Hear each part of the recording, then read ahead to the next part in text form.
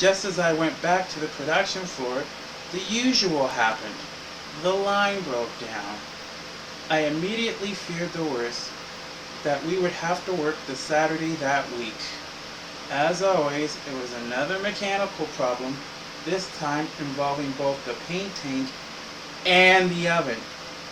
The former had become contaminated with bacteria. The latter had decreased in temperature and thus became not hot enough to cure anything. So I summoned my guys to work offline while I went around and checked what parts we had on the line.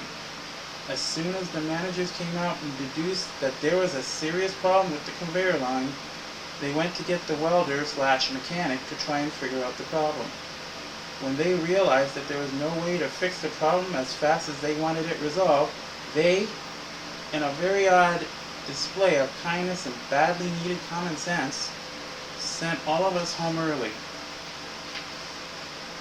As could be expected, everyone was thrilled about that, and even if the threat of having to work Saturday loomed on the horizon, they just didn't care. They were happy that they wouldn't have to work all day that day. I was happy about that too, but I still couldn't ignore that dreadful possibility of having to work Saturday. For that matter, neither could I get that horrendous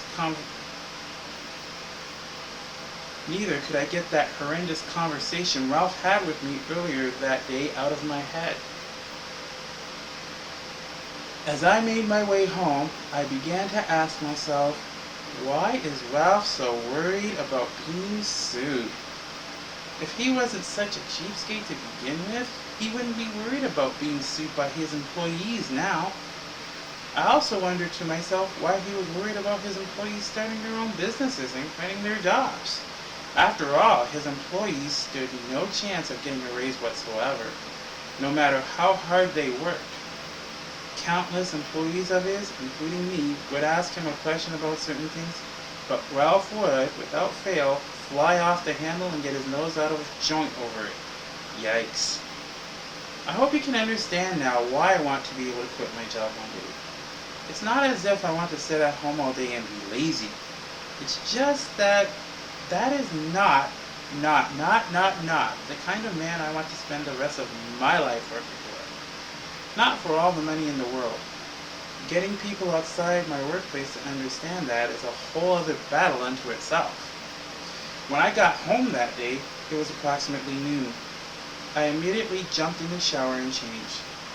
Then I did what I would normally do in my spare time. I went to my computer to do some stuff. This time out, however, I decided that I wasn't going to let Ralph's threats get to me. If he was to fire me because I started my own business, I had the right to sue as high for wrongful termination. So I began to devise a plan of action, which would include putting together a business plan and the like, and I came up with a neat little business concept. Revenge for hire. The first thing I did was put together a nifty-looking business card, then print it on white paper. Next, I went to the local business supplies and copy store to run off copies of my business card on cardstock.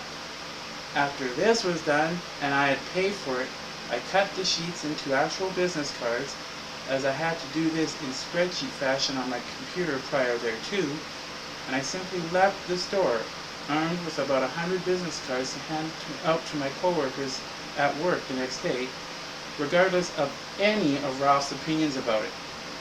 Upon returning home, I went back to my computer and did more stuff on my computer.